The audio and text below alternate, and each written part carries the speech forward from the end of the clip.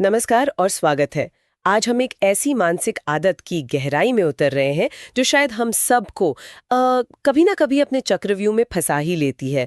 Over thinking.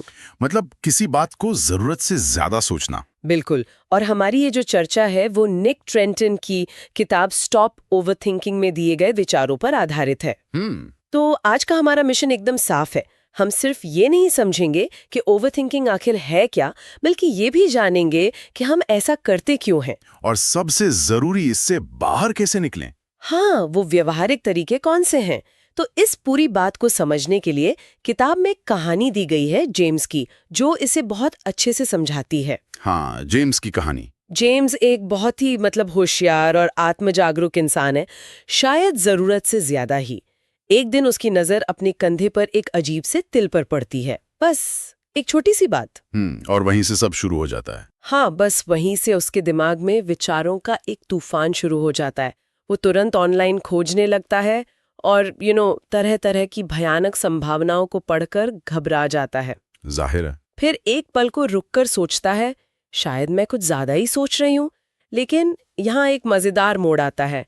अब वो तिल के बारे में सोचना बंद करके इस बात पर चिंता करने लगता है कि वो इतनी चिंता क्यों कर रहा है। और इसे ही किताब में मेटा थॉट कहा गया, मतलब अपने ही विचारों के बारे में सोचना। हाँ, ये ओवरथिंकिंग का एक बहुत बड़ा संकेत है। जेम्स की कहानी एक तिल से शुरू हुई, फिर अपनी चिंता करने की आदत पर चिंता में बदली, फिर थेरेपी के विकल्पों पर मनी मन बहस, पुरानी यादें, पुराने डर, सब कुछ सामने आ गया। वो खुद से पूछ रहा है, क्या मुझे एंग्जाइटी है, क्या ये पैनिक अटैक है। और 1 घंटे बाद वो पाता है कि तिल की समस्या तो कहीं पीछे छूट गई। और अब वो बस निराश और थका हुआ महसूस कर रहा है। बिल्कुल। जेम्स की कहानी सुनकर शायद कई लोगों को लगा होगा कि अरे, ये तो मेरी कहानी है। तो चलिए इसे और गहराई से समझते हैं। ओवरथिंकिंग सिर्फ ज्यादा सोचना तो नहीं है, क्योंकि सोचना तो अच्छी बात है। तो फिर इसकी सही परिभाषा क्या होगी? बिल्कुल सही सवाल है। देखिए, ओवरथिंकिंग सिर्फ ज्यादा सोचना नहीं है। ये एक ऐसी मानसिक स्थिति है जहां सोचना अनियंत्रित हो जाता है, अनचाहा और बिना किसी नतीजे का। एक लूप की तरह। हाँ बिल्कुल, एक न खत्म होने वाला सिलसिला जिसमें आप बस विश्लेषण करते हैं, मूल्यांकन करते हैं, चिंता करते हैं, खुद को जज करते हैं। सीधी भाषा में कहें तो ये तब होता है जब सोचना समस्या को सुलझाने के बजाय खुद एक समस्या बन जाता है। मतलब हमारा दिमाग जो एक टूल है, हम उसके गुलाम बन जाते हैं। सही पकड़ा। पर यहाँ एक दिलचस्प बात है। हमें तो हमेशा सिखाया जाता है कि आत्मचिंतन करो, चीजों पर सवाल उठाओ। ये तो अच्छी बात है। तो फिर कोई ये कैसे तय करे कि कब उसकी सोच एक स्वस्थ आत्मचिंतन है और कब वो ओवरथिंकिंग के खतरनाक दायरे में जा चुकी है। हाँ, इसकी सीमा कहाँ है? ये एक बहुत ही जरूरी फर्क है और किताब इसके कुछ साफ संकेत बताती है। पहला तो वही है जो जेम्स के साथ हुआ, अपने विचारों के बारे में ही सोचना। Meta thought. जी। दूसरा, अपने विचारों को नियंत्रित करने की बहुत ज्यादा कोशिश करना, जो अक्सर उल्टा असर करता है। मतलब जितना रोको उतना ज्यादा आते हैं विचार। बिल्कुल। तीसरा, फैसले लेने में बहुत मुश्किल होना, और एक बार फैसला ले भी लिया तो उस पर बार बार शक करना। क्या मैंने सही किया? कहीं मुझसे गलती तो नहीं हो गई? ये आवाज लगातार चलती रहती है। हाँ।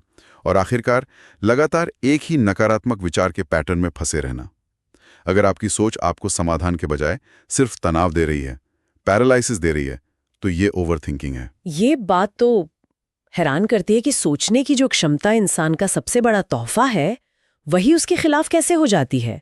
तो इस सब की जड़ कहाँ है? जेम्स की असली समस्या वो तिल नहीं थी, जैसा कि आपने बताया।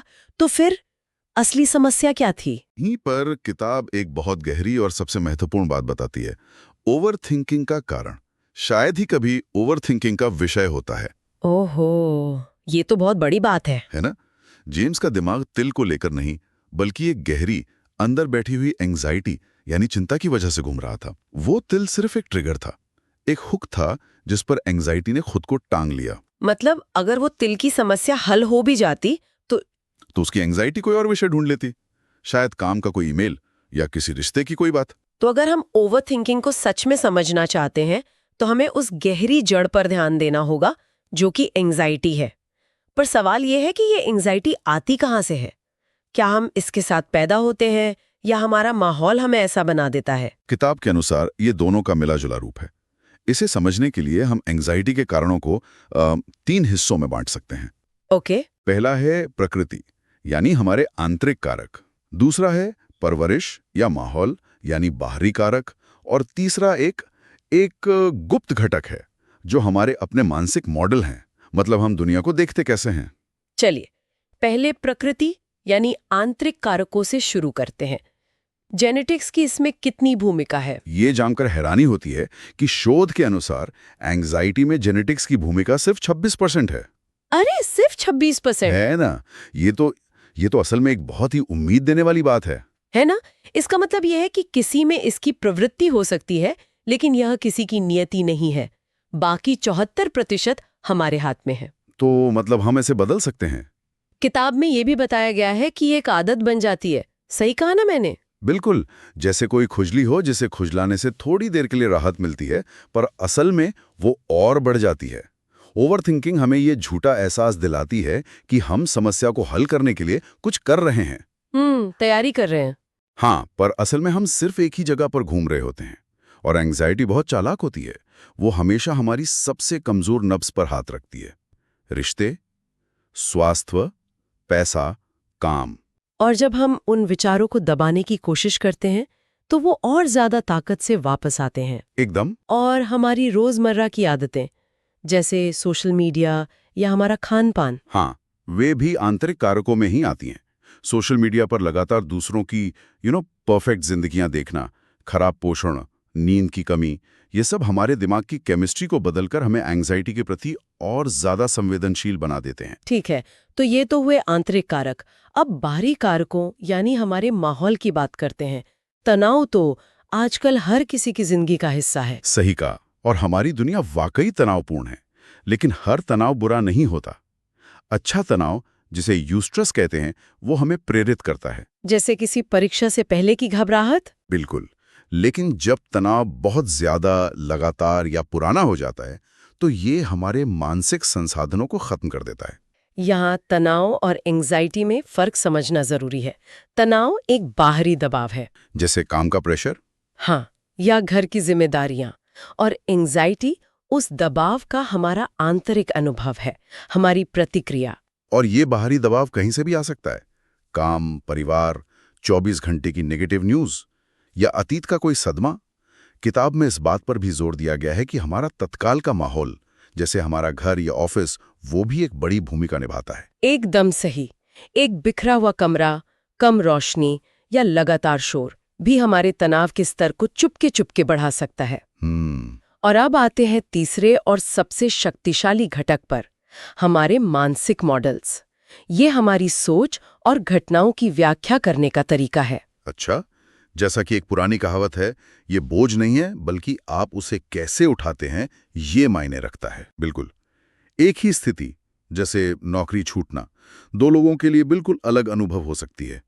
एक के लिए ये दुनिया का अंत हो सकता है, एक खतरा; दूसरे के लिए एक नई शुरुआत करने का मौका, एक चुनौती। हाँ, ये हमारा दृष्टिकोण है जो अनुभव को रंग देता है। और यही वो क्षेत्र है जिस पर हमारा सबसे ज्यादा नियंत्रण है। हम अपने जेनेटिक्स नहीं बदल सकते और पूरी दुनिया को बदलना भी मुश्किल है, लेकिन हम अपने दृष्टिकोण को, अपने व्यवहार को बदल सकते हैं। ठीक है, तो हमने क्या और क्यों को काफी गहराई से समझ लिया है। ये समझना अपने आप में काफी सशक्त करने वाला है।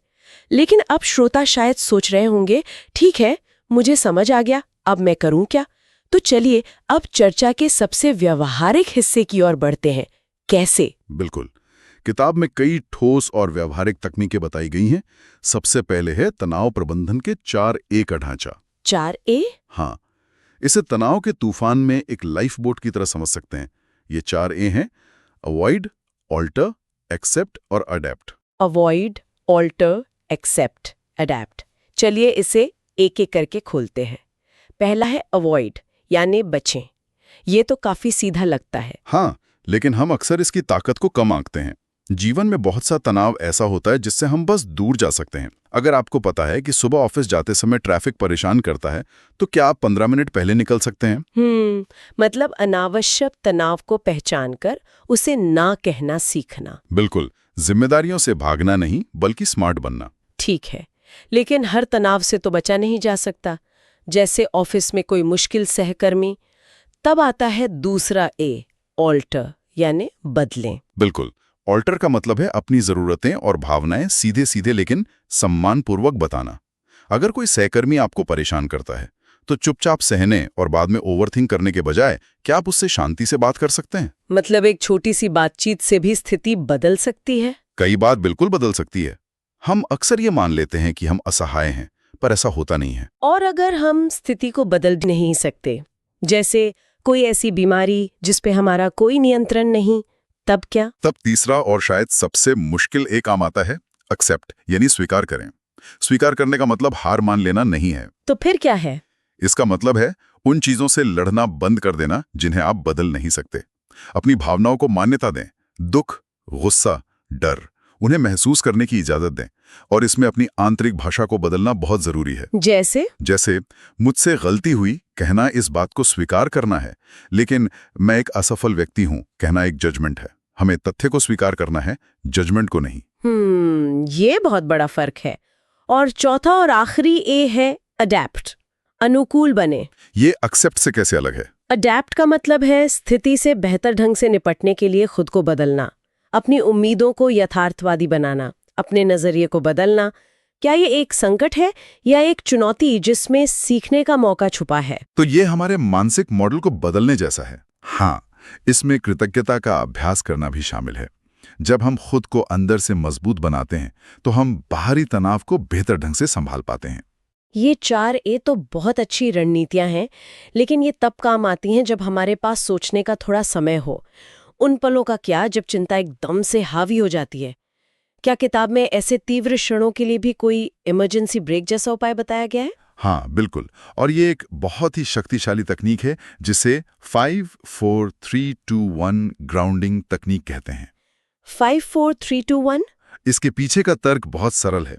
ओवर थिंकिंग हमें या तो अतीत की यादों में या भविष्य की चिंताओं में उलझा देती है। ये तकनीक हमारी 5 इंद्रियों का उपयोग करके हमें जबरदस्ती वर्तमान क्षण में वापस खींच लाती है। अच्छा, क्योंकि हमारा शरीर हमेशा वर्तमान में रहता है। बिल्कुल।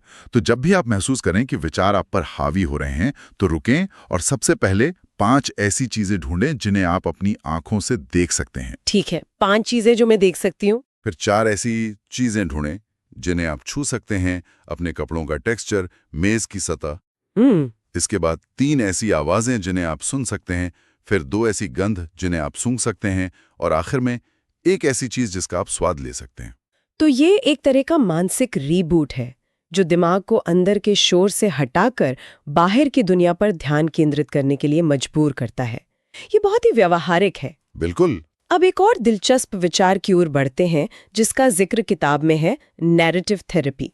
ये विचार कि हम अपनी कहानी को फिर से लिख सकते हैं काफी आकर्षक लगता है। ये शायद सबसे परिवर्तनकारी विचारों में से एक है। इसका मूल सिद्धांत बहुत शक्तिशाली है। आप अपनी समस्या नहीं हैं। आप अपनी समस्या नहीं हैं। हम अक्सर अपनी पहचान को अपनी समस्याओं के साथ जोड़ लेते हैं। जैसे मैं एक चिंतित व्यक्ति हूँ, ये ऐसा है जैसे चिंता ही हमारी पहचान बन गई हो। नैरेटिव थेरेपी हमें खुद को समस्या से अलग करना सिखाती है। ये हम असल में कैसे कर सकते हैं, ये सुनने में थोड़ा मुश्किल लगता है। इसकी शुरुआत अपनी भाषा बदलने से होती है। मैं एक चिंतित व्यक्ति हूँ के बजाय कहें, मैं इस समय एंग्जाइटी का अनुभव कर रहा हूँ। देखिए, दोनों बातों में कितना फर्क है। हाँ, एक में आप और चिंता एक है, दूसरे में आप एक व्यक्ति हैं जो एक भावना का अनुभव कर रहे हैं, जो आती जाती रहती है। किताब में एक और मजेदार तरीका बताया गया है, अपनी एंग्जाइटी को एक नाम दे दें। एक नाम? जैसे कोई किरदार। हाँ। जैसे, ओ, ये तो फिर से चिंताराम है जो ज्यादा सोच रहा है। ये सुनने में थोड़ा मजाकिया लग सकता है, लेकिन ये तुरंत उस समस्या को आपसे अलग कर देता है। वो कम डरावनी लगने लगती है। हाँ, और ज्यादा प्रबंधनीय।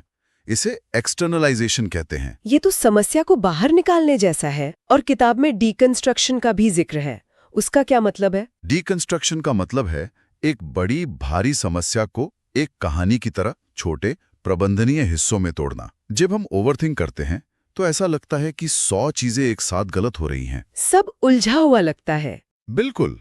डीकंस्ट्रक्शन हमें सिर्फ अगले एक कदम पर ध्यान केंद्रित करने में मदद करता है, सभी 20 कदमों पर नहीं। यह हमें अतीत की गलतियों को शर्मिंदगी के बिल्ले की तरह नहीं, बल्कि हमारे विकास की कहानी के एक अध्याय के रूप में देखने में मदद करता है। तो अगर हम आज की सारी बातचीत को समेटें तो ओवरथिंकिंग सिर्फ ज्यादा सोचना नहीं है, ये असल में एंजाइटी का एक लक्षण है। बिल्कुल। और ये एंजाइटी हमारी प्रकृति, हमारे माहौल और हमारे दुनिया को देखने के नजरिए का मिला-जुला परिणाम है। लेकिन सबसे अच्छी खबर ये है कि ये हमारी नियति नहीं है। हमारे पास इसे बदलने की शक्ति और तरीके दोनों हैं। एकदम। और हमारे पास इसके लिए बहुत ठोस उपकरण भी हैं। तनाव को संभालने के लिए 4A की तकनीक: अवॉइड, ऑल्टर, एक्सेप्ट, एडैप्ट। तीव्र चिंता के क्षणों में खुद को वर्तमान में लाने के लिए 5, 4, 3, 2, 1 ग्राउंडिंग टेक्निक। और सबसे बढ़कर ये समझने की शक्ति कि हम अपनी समस्या नहीं है और हम नैरेटिव थेरेपी का उपयोग करके अपनी कहानी को फिर से लिख सकते हैं। ये सब बहुत व्यवहारिक और सशक्त करने वाला है। चलिए आज की इस चर्चा को एक विचारोत्तेजक प्रश्न के साथ समाप्त करते हैं।